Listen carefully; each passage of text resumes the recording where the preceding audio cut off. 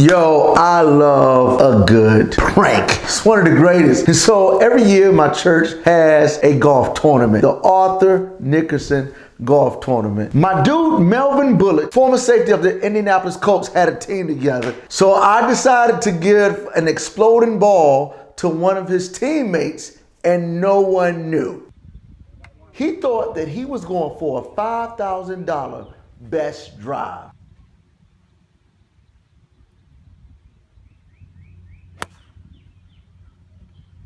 Oh, man.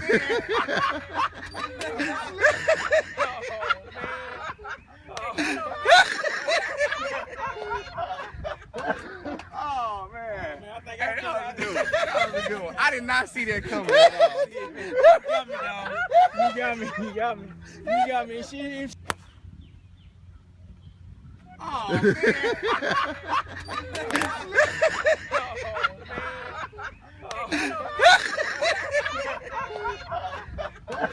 Oh, man. I think that was a good one. You got me. She didn't even. Typically, I give a lesson after my videos. No, not this one. If it was one, just bring some of your friends. And also, subscribe to this YouTube page. Like it, share it. Boom!